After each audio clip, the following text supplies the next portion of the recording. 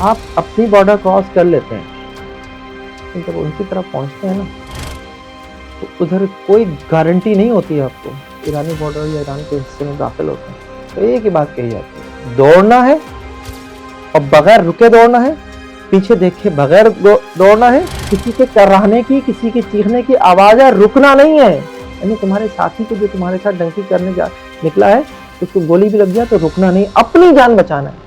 Sir ये कितने पैसे लेते हैं, किस किस बॉर्डर पर क्या सूरत हाल होती है? 20 से 25 लाख रुपए तो आपने देने ही देने हैं। पाकिस्तान के मुख्तलिफ शहरों से आमतौर पर कराची लाया जाता है या फिर कोयटा लाया जाता है, और जो कराची लाया जाता है उन्हें कराची से बजरिया बस जो है वो लेके जाया जाता है कोयटा, और कोयटा से फिर कप्तान।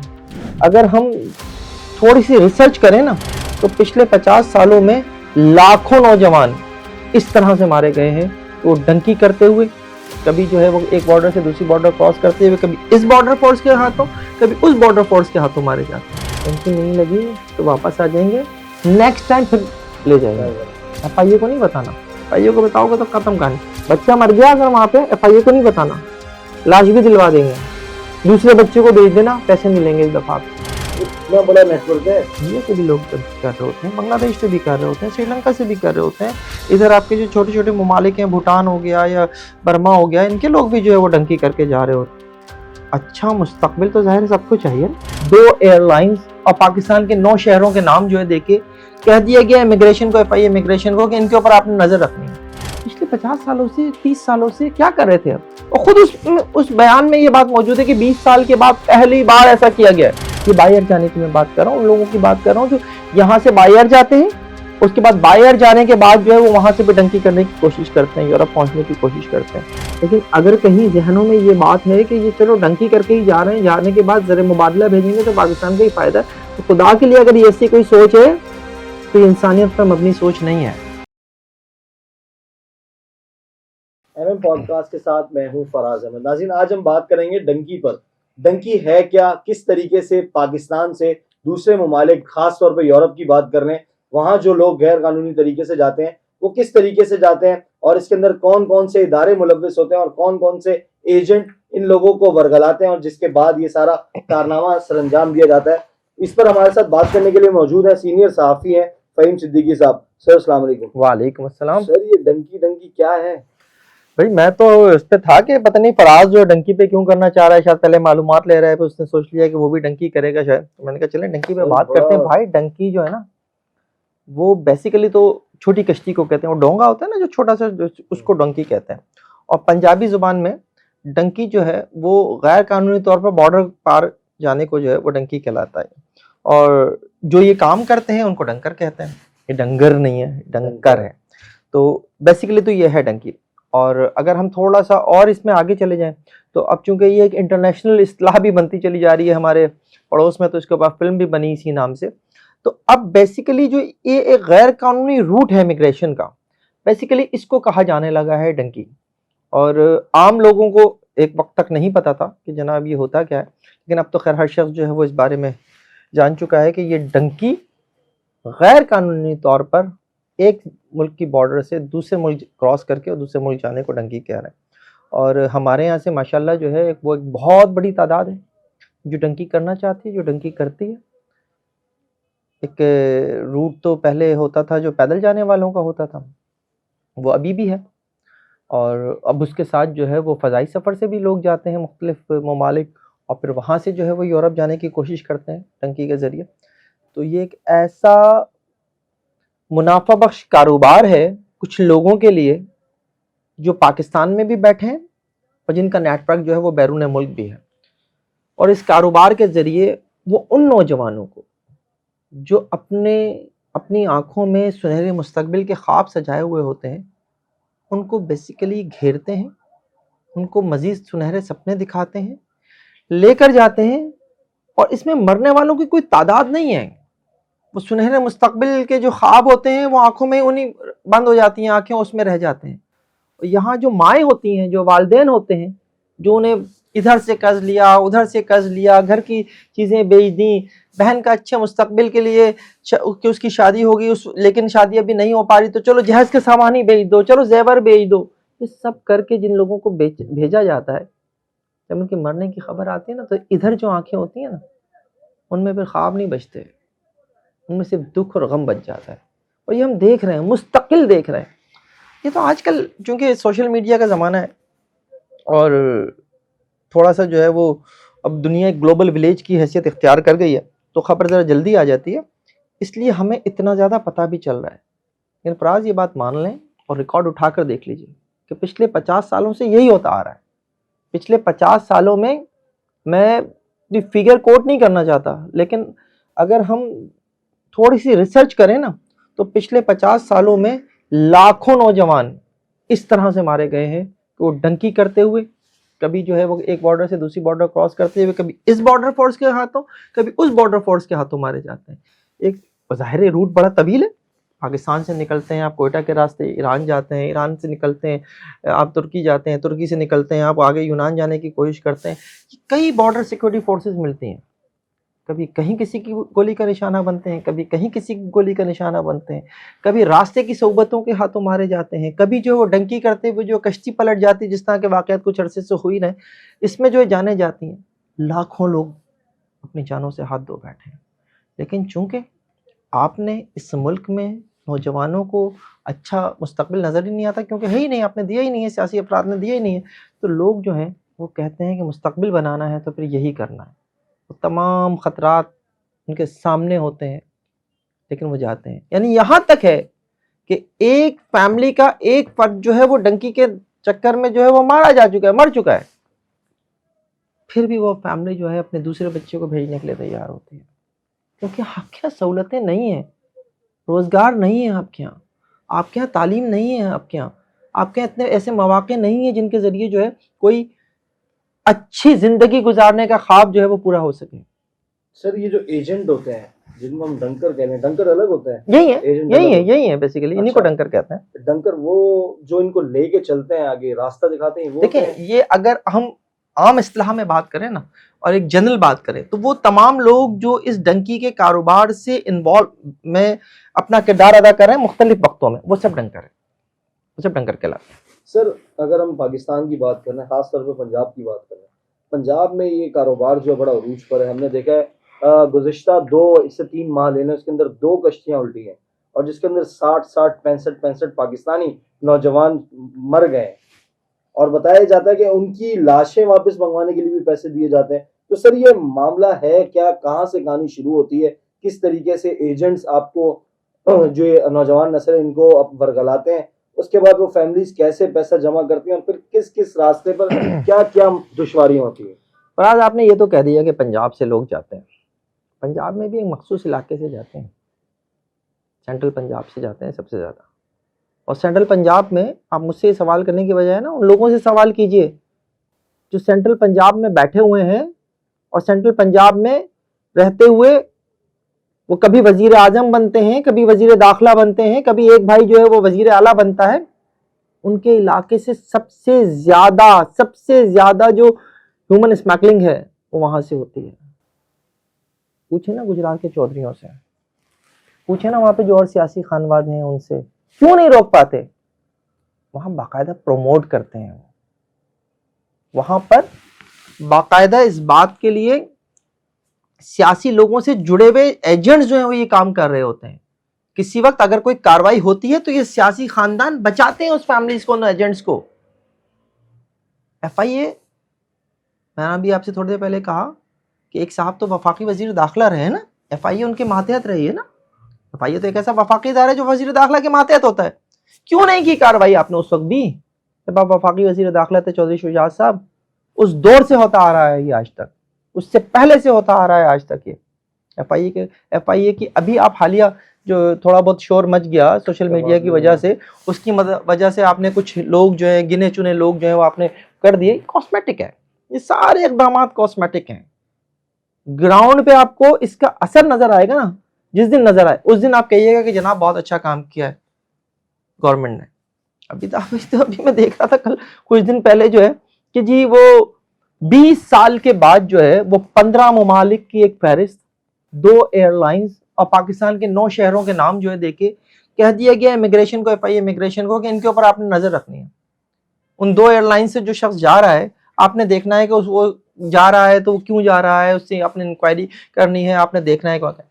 भाई ये तो आज सूरत हाल ये वाली बन गई ना, पिछले 50 सालों से 30 सालों से क्या कर रहे थे अब। और खुद उस बयान में ये बात मौजूद है कि 20 साल के बाद पहली बार ऐसा किया गया है।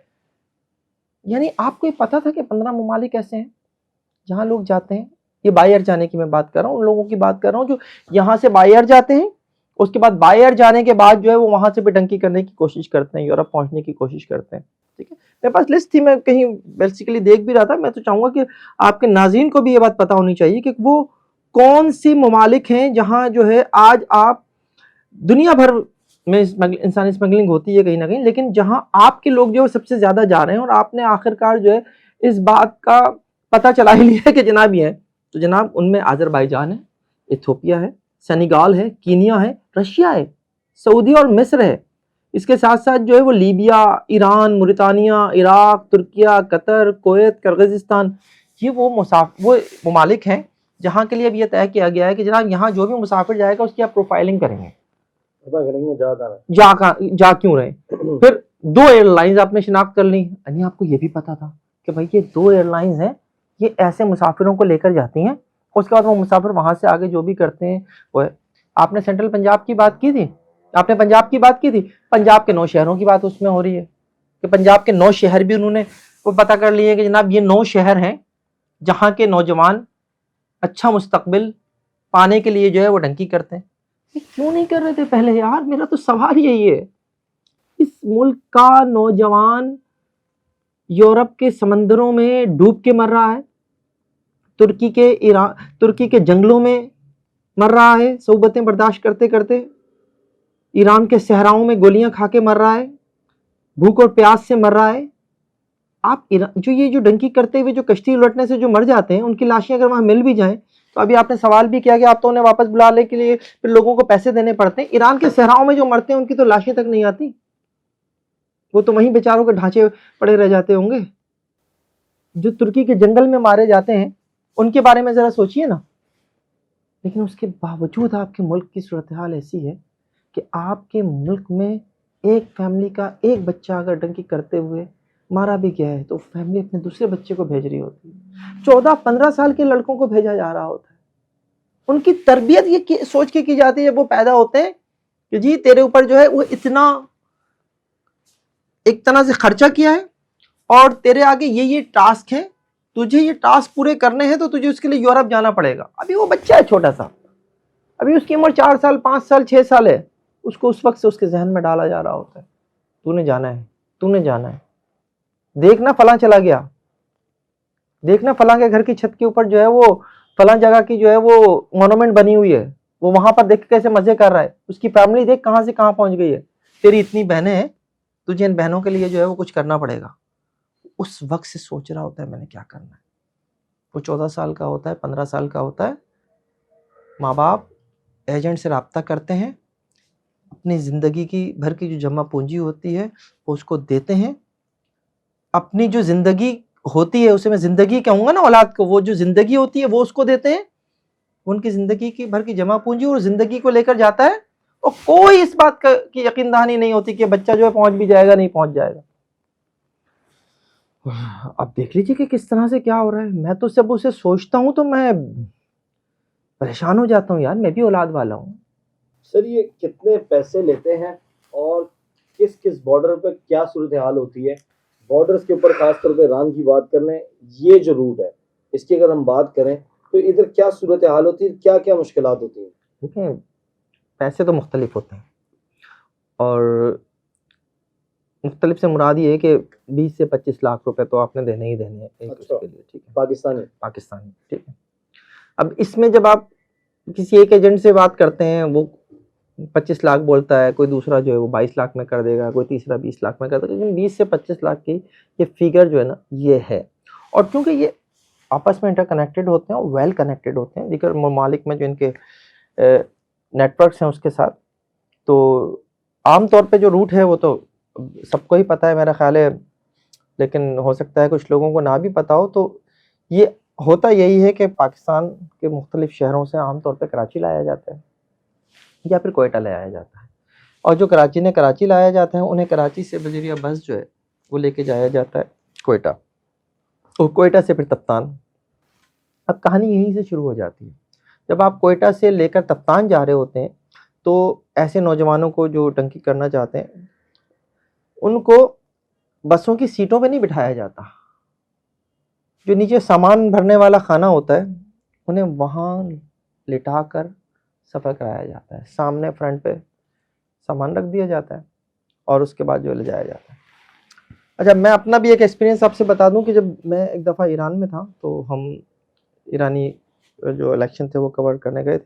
तो हम एक शहर से दूसरे शहर जा रहे थे, तो हमने इस बात को बाकायदा नोटिस भी किया कि वहाँ पर बाकायदा तौर पर ईरान की फोर्सेस ने एक जगह पर बसों को रोका और वो बसों के जो निचले खाने हैं उनको भी चेक कर रहे थे। और ये बात मैं कब की कर रहा हूँ फराज आपसे? 1997 की बात कर रहा हूँ। मैं आपसे 1997 की बात कर रहा हूँ, यानी आज से 28 साल पुरानी मैं बात कर रहा हूँ। और हमने पूछा था कि क्या हो रहा है, तो हमें यही बताया गया था कि जो इंसानी स्मगलिंग होती है उसको उसकी कार्रवाइयाँ हैं। खैर, अभी हम यहाँ दोबारा आते हैं। जब आप वहाँ पहुँचते हैं ईरान की बॉर्डर के ऊपर, तो अब आपको ईरानी बॉर्डर क्रॉस करनी है।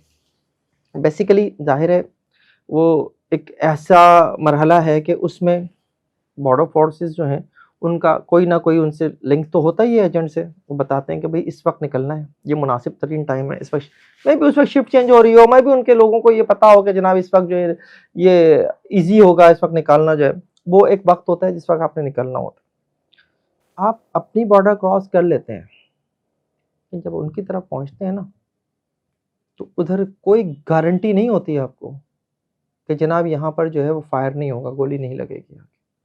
तो नौजवानों को जैसे ही वो बॉर्डर ईरानी बॉर्डर या ईरान के हिस्से में दाखिल होते हैं तो एक ही बात कही जाती है, दौड़ना है और बगैर रुके दौड़ना है, पीछे देखे बगैर दौड़ना है।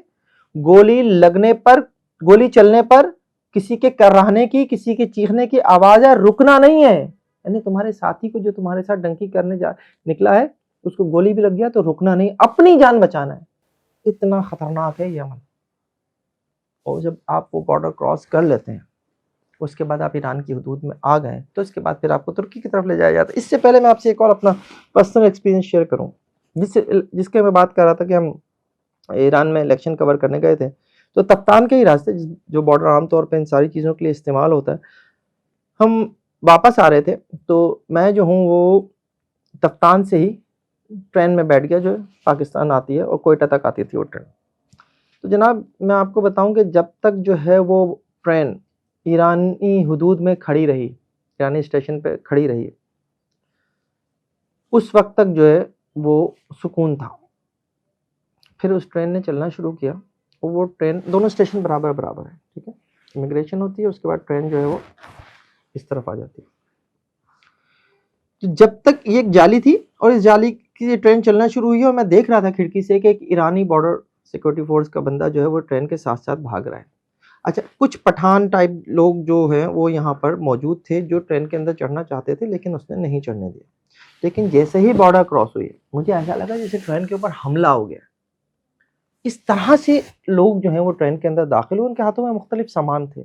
उस वक्त ईरानी कूलर्स की बहुत ज़्यादा डिमांड थी, संगमरमर के पत्थरों की उनके उस वक्त बहुत ज़्यादा, मार्बल जो होता है उसकी बहुत ज़्यादा डिमांड थी, कंबलों की बहुत ज़्यादा डिमांड थी। थोड़ी देर बाद ट्रेन में बैठने की जगह नहीं थी। मैं जिस सीट पर बैठा हुआ था उस सीट के नीचे, ऊपर, हर जगह जो है वो स्मगल्ड आइटम जो है भरे जा चुके थे। मैं उठ के वॉशरूम गया तो वॉशरूम में पूरा वॉशरूम भरा हुआ था उन स्मगल्ड आइटम से। ये मैं आपको वो एक्सपीरियंस बता रहा हूँ कि मैंने खुद शेयर किया। यही हाल जो है वो ईरानी बॉर्डर पे होता है कि आपकी वाली साइड पे इतनी नरमी बरती जाती है कि वो जो है निकल जाता है यहाँ से। ईरानी वाली साइड पे इतनी नरमी नहीं है। होगा वहाँ पे भी, मैं ये नहीं कहता कि वहाँ पे करप्शन नहीं होगा, वहाँ पे सब चीज़ें नहीं होंगे, होगा, डेफिनेटली होगा। ये जो इंटरनेशनली गैंग्स ऑपरेट कर रहे हैं इनके लोग यकीनन हर बॉर्डर सिक्योरिटी फोर्स में होंगे, लेकिन ये वाला हाल नहीं होगा जैसे कि आपकी तरफ है। खैर, आगे बढ़ते हैं। जब आप जो है ईरान में दाखिल हो गए, अब आपको जंगल के रास्ते तुर्की ले जाया जाता है। पैदल चलना पड़ता है, कोई सवारी नहीं होती है आपके पास। ये नहीं होता कि जनाब अगर जंगल में ही है तो चलो कोई गधा मिल जाएगा, गधे को पे बैठा के ले जाएंगे आपको, नहीं जनाब, पैदल जाना है। गधे आप ही हैं उधर। वहां गधे आप ही हैं, दूसरे लफ्जों में जो इंग्लिश में डंकी कहते हैं ना, वो डंकी आप ही हैं। तो अब वहां पर जिस वक्त आप जा रहे हैं तो भूख है, प्यास है, मौसम की सहूबतें हैं, सब बर्दाश्त करनी है, सब बर्दाश्त करनी है आपने। ऐसे में खाने को नहीं मिलता, एजेंट ने प्रॉपर वो देना है खाना भी, पैसे आपने उसके जब आपने यहाँ पे तय किया था तो सफ़र के दौरान खाना भी उसी की जिम्मेदारी थी। ये तो नहीं था ना कि ना आपने टिफिन बांध के साथ ले गए और अब आप रास्ते में खाते रहेंगे, खाना उसने प्रॉम करना है, नहीं करेगा वो, आपको करेगा तो चने करेगा, वो देगा तो बहुत ज़्यादा बिस्किट दे देगा। तो ये सफ़र आपने इसी तरह से पार करना है। फिर आप तुर्की पहुँचते हैं। अब तुर्की के बाद फिर यूनान पहुँचने की कोशिश होती है, ये कश्तियों के ज़रिए होता है। अब अगर यहाँ पर आप यूनानी जो वो हैं बॉर्डर फोर्सेस जो बिल्कुल मार देते हैं, वो नहीं वो ख्याल करते, वो मार देते हैं कश्ती में जितने भी करने से ज़्यादा बेहतर वो समझते हैं मार दो, वो मार देते हैं, पूरी पूरी लॉन्चों पे वो फायरिंग कर रहे होते हैं और इसी में जो है वो डूबती भी हैं कश्तियाँ। बाज़ औक़ात ये भी होता है कि जनाब लोग जो हैं वो बच भी जाते हैं और वापस तुर्की आ जाते हैं और फिर वो तुर्की में जो है वो गैर कानूनी तारिकीन वतन बने फिरते हैं, पैसे जमा कर रहे होते हैं वापसी के लिए, छोटे मोटे काम कर रहे होते हैं। वहाँ तुर्की की फोर्सेस के हाथ लग जाएं तो डिपोर्ट कर दिए जाते हैं। डिपोर्ट होकर जब यहाँ पहुँचते हैं तो चूंकि आप बग़ैर एग्ज़िट वीज़े के गए होते हैं, बग़ैर वीज़े के गए होते हैं, FIA आपको पकड़ लेती है। वो FIA जो जाते वक्त नहीं रोक रही, वो FIA जो है फिर आपको पकड़ कर जो है जेल में डाल देती है। उफ, क्या कहानी है, अपने क्या मौजू आपने आज रख लिया।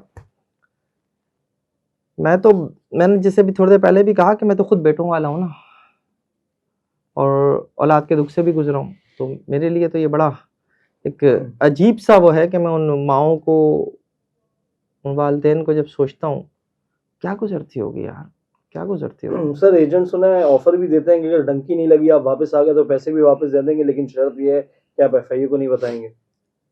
कितने लोग आज तक वापस आए जो जिनसे शर्त होती है ना, उनसे शर्त ये होती है डंकी नहीं लगी तो वापस आ जाएंगे, नेक्स्ट टाइम फिर ले जाएंगे, ठीक है। FIA को नहीं बताना, FIA को बताओगे तो खत्म कहानी, पैसे तुम्हारे आ गए हमारे पास, इस दफ़ा नहीं हो रहा, नेक्स्ट टाइम से, नेक्स्ट टाइम ले जाएंगे।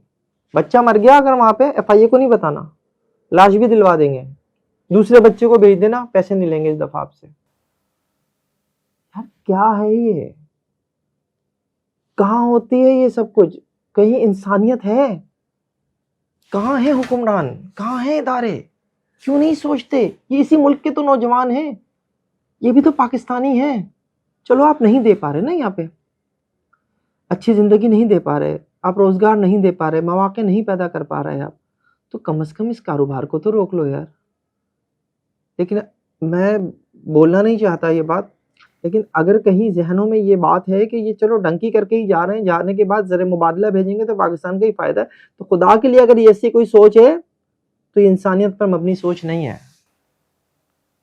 तो कैसे, बहुत हो गई यार, बहुत हो गई, यहाँ मौके पैदा करें। आज तो दुनिया ग्लोबल विलेज है यार, आप जो है वो फायरवॉल खड़ी करके, आप जो है वो दीगर चीज़ें खड़ी करके उन नौजवानों के भी रोज़गार में रुकावटें पैदा कर रहे हैं जो इंटरनेट के ज़रिए कमा लिया करते थे। आप चाहते हैं कि वो भी डंकी करने जाएं और जाके जो है कहीं बॉर्डर, किसी बॉर्डर पे मारे जाएं, ना करें ऐसा यार। सर तो ये एजेंट गिरफ्तार क्यों नहीं होते?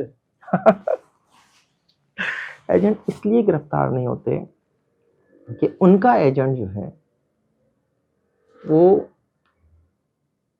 मुख्तलिफ सियासी पार्टियों में, उनका एजेंट जो है वो FIA में, उनका एजेंट जो है वो दीगर जो कार्रवाई करने का इख्तियार रखने वाले इदारे हैं उनमें मौजूद है। तो जब एजेंटों के एजेंट होंगे तो क्यों पकड़े जाएंगे यार, वो तो बहुत ही एक, मैं कहूँ कि ऐसे किसी भी वाक़े के बाद जो है वो वक्ती तौर पर अपने इन एजेंटों के कहने के ऊपर जो है वो ज़ेर ज़मीन चले जाते हैं, कुछ अर्से के बाद आके फिर वही कार्रवाइयाँ शुरू कर देते हैं। आप मुझे बताइए ना कि पाकिस्तान में FIA भी तो रेड बुक बनाती है ना इंसानी स्मगलर्स की, कितनी दफ़ा ऐसा हुआ कि जनाब आपने जो इंसानी स्मगलर पकड़े जिनको आपने रेड बुक में डाला हुआ है, उनसे उन्हें आप जो है वो अदालतों से सजाएं कराने में कामयाब हो गए। 0% कन्वेक्शन रेट मिलेगा आपको। जिनको आप माते अदालतों से सजाएं कराने में कामयाब हो भी जाते हैं किसी वजह से, वो आला अदालतों से जो है वो बाइज्जत बरी हो जाते हैं। दिस इज द सिचुएशन यार, यही हकीकत है। नहीं है कोई रोकथाम, और मुझे तो नहीं लगता कि फौरी तौर पे कोई रोकथाम मुमकिन भी है। इसमें डंडा उठाना है ना, मैं फिर कहूँगा कि इसमें डंडा उठाना है तो रियासत को उठाना है। जिस दिन रियासत ने सोच लिया ना कि जनाब अब हमें ये करना है, उस दिन ये चीज़ रुक जाएगी। अदरवाइज तो मुझे तो नहीं लगता कि ये चीज़ रुकेगी। अच्छा फ़हीम भाई, तो ये बताइएगा कि ये जो लीबिया से हम आगे जाते हैं, यूनान से आगे जो बाय शिप सफ़र होता है, सर इसके अंदर सुना है कि एजेंटों के आपस में लड़ाइयाँ भी हो जाती हैं। देखिए, मैंने कहा ना कि ये एक इंटरकनेक्टेड है, एक ऐसा गैंग माफिया जो भी कह लें, और एक एजेंट जो है वो दूसरे मुल्क में जो मौजूद एजेंट है उससे राब्ते में होता है। अब लड़ाई किस बात पे होती है? डेफिनेटली वो एक ही मामला है कि भाई पैसे नहीं मिले। अब पैसे नहीं मिले तो मैं पार नहीं कराऊंगा। और ऐसी कहानियाँ आई हैं सामने यार, एक बार नहीं कई बार आई हैं ऐसी कहानियाँ कि इस एजेंट ने पैसे जो है वो दूसरे एजेंट को नहीं दिए। अब ये लोग जो हैं वो कहीं सहरा में, कहीं जंगल में, कहीं कश्ती में बैठे बैठे, कहीं किसी साहिल पर जो है वो इंतज़ार कर रहे हैं, वक्त गुजर रहा है। अभी जो लास्ट वाक़या हुआ था जिसमें यूनानी फोर्सेस ने जो है वो कश्ती पे फायरिंग की थी, उसमें जो बचा था बंदा उसने यही बताया था ना कि जी हमें 8 दिन हो गए थे, और वजह यही थी कि एजेंट ने एजेंट को पेमेंट नहीं किया। उसने कहा मैं तो नहीं लेके जाऊँगा, जब पैसे मिलेंगे जब मैं करूँगा। और वो कश्ती जो है वो नज़र में आ गई थी। उसके बाद जब फोर्सेस ने उस पर फायरिंग की, तो फायरिंग के नतीजे में भी लोग मरे। और फायरिंग के बाद जब जब ज़ाहिर भगदड़ मचती है, छोटी सी कश्ती, टंकी कहते ही डोंगे को छोटे, छोटी सी कश्ती, उसमें जो लोग हैं जब वो इस तरह से हलचल होगी तो वो उलट गई, डूब गए वहाँ पे लोग। दोनों तरह से हम बात हुई थी। तो ये होता है, ये एजेंट्स आपस में एक दूसरे से अगर ताउन कर रहे होते हैं तो ताउन पैसे की बुनियाद पे होता है। पैसा नहीं मिलेगा तो ताउन नहीं करते। उस ताउन ना करने का नतीजा जो है वो डंकी करने वाले जो है वो बर्दाश्त करते हैं। उनके सफ़र में 8 दिन अगर वो वहाँ मौजूद हैं तो 8 दिन उन्हें खाने को नहीं मिला होगा वहाँ पे। इस एजेंट ने छोड़ दिया, उस एजेंट ने अपनाने से इनकार कर दिया, लेने से इनकार कर दिया। खाना पीना जो है वो इसने देना था। कश्ती में क्या गुजर रही होगी उस लम्हे, तो सोचें तो सही यार। सर ये मुल्क कंट्री टू कंट्री होते हैं बिल्कुल कि भाई एक कंट्री आपने करवा दिया, अब अगला जो आएगा अगले के हवाले किया, वो नेक्स्ट एजेंट है। बिल्कुल वो फिर ऐसे। सर ये कितना बड़ा नेटवर्क है। बहुत बड़ा नेटवर्क है। देखिए ना, मैंने आपको 3-4 शहर तो आपको मैंने वैसे ही बता दिए ना। उसके अलावा जो है वो 15 ममालिक मैंने आपको वैसे बता दिए। 3 मुल्क जो हैं वो जो हमारा ज़मीनी रास्ता है वो तो मैंने आपको बता दिया कि जब आप कराची से कोयटा, कोयटा से हमारे यहाँ रफ्तान, उस तरफ फिर ज़ाहिदान, ज़ाहिदान से होते हुए जो है आप तुर्की, वो जंगलों से होते हुए तुर्की पहुँचते हैं। तुर्की से फिर आप जो है इस्तांबुल पहुँचते हैं। इस्तांबुल से फिर आप यूनान की तरफ जाते हैं, वो भी कश्ती के ज़रिए होता है। अब तुर्की का मसला ये है कि तुर्की आधा यूरोप में है, आधा जो है वो इधर एशिया में, तो उसकी वजह से जो है वो एक ऐसा रूट बन गया है। अच्छा, सिर्फ ऐसा नहीं है कि सिर्फ आपके लोग जा रहे हैं, ये भी ज़रा ध्यान में रखिए कि सिर्फ आपके लोग नहीं जा रहे। इंडिया से भी लोग डंकी कर रहे होते हैं, बांग्लादेश से भी कर रहे होते हैं, श्रीलंका से भी कर रहे होते हैं। इधर आपके जो छोटे छोटे ममालिक हैं, भूटान हो गया या बर्मा हो गया, इनके लोग भी जो है वो डंकी करके जा रहे होते हैं। अच्छा मुस्तकबिल तो ज़ाहिर है सबको चाहिए, और इसमें एजेंट्स वही हैं। ये जो पाकिस्तान के एजेंट्स हैं, ये क्या सिर्फ आप समझते हैं कि पाकिस्तानी लोगों को ही लेके जा रहे होते हैं? इनसे जो इधर से आने वाले बंगाली हैं या दीगर हैं वो राब्ते करते हैं, उनको भी लेके जा रहे होते हैं। और हर मुल्क में मौजूद एजेंट की ये जिम्मेदारी होती है कि वो अपना रूट पार कराता है जितने उसने पैसे लिए, उसके बाद वो दूसरे एजेंट से रब्ता किया हुआ होता है। वो एजेंट जो है अपने पैसे लेके अपना इलाका पार कराता है। तो एक बहुत, कह लीजिए कि एक ऐसी माफिया है।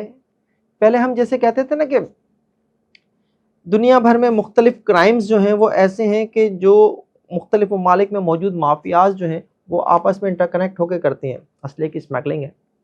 आप जब तक दूसरे ममालिक में मौजूद माफियाज से राब्ते में होंगे नहीं होंगे जब तक नहीं कर सकते। मंशियात है, अगर आपको यूरोप पहुंचानी है अफ़गानिस्तान से बन के, तो आपको ज़ाहिर है उसके लिए जो है दीगर ममालिक में जो एजेंट्स हैं उनसे राब्ते में रहना पड़ेगा, उन माफियाज से राब्ते में रहना पड़ेगा। बिल्कुल इसी तरह से जो है ये एक इंतहाई मुनाफा बख्श एक कारोबार है और उससे जुड़े जितने भी एजेंट्स हैं वो एक माफिया है और वो आपस में इंटरकनेक्टेड है। सर ये तो रोंगटे खड़े कर देने वाली कहानी है और इंकशाफात है। हाँ, काश आपका ये प्रोग्राम, अगर आपके रोंगटे खड़े हो रहे हैं, अगर आपको फील हो रहा है, मुझे बोलते हुए फील हो रहा है, काश ये प्रोग्राम जो है वो अरबाब इख्तियार इख्तियार भी देख लें, उनके रोंगटे खड़े हो नहीं हो, शायद यहाँ पर कुछ हो जाए और कुछ उसको रोक लें यार। एनीवे, जिनके बच्चे मरते हैं ये वही जानते हैं सब चीजें, पैसे देने के बावजूद और अपने फराज मैं आपसे कहूँ ना कि वो खुद भी इसके बहुत बड़े जिम्मेदार हैं कि एक बच्चा मर गया, वो उस पर सब्र करके दूसरा बच्चा भेजने के लिए तैयार हो जाते हैं यार। ऐसा कहाँ होता है यार, कैसे पॉसिबल है ऐसा? मैं तो सिर्फ उस माँ के बारे में सोचता हूँ जिसको ये पता है कि मेरा एक बेटा जो है वो डंकी करते हुए मर चुका है और मेरा दूसरा बेटा जो है अगर जाएगा तो उसका भी कोई 100% नहीं है कि वो पहुंच जाएगा। अपने लखते जिगर को रवाना कर देती है यार। देखो, जंग के महाज पे थोड़ी भेज रहे हो, जहाज पे थोड़ी भेज रहे हो यार, रूखी सूखी खा के थोड़ा सा ख्याल कर लो यहीं पे, कम से कम वो लखते जिगर आंखों के सामने तो होगा। यहाँ तो यही नहीं पता होता कि वो बचेगा नहीं बचेगा। बहुत बहुत शुक्रिया सर, आज आपने टाइम दिया। नाज़रीन, ये थे फ़हीम सिद्दीकी साहब, इन्होंने बताया कि डंकी किस तरीके से लगाई जाती है और इसके अंदर कौन कौन मुलव्विस है और कितने पैसे लेकर ये डंकी का कारोबार चलता है। अब तक के लिए इतना ही, मुझे इजाजत दीजिए, अल्लाह हाफिज।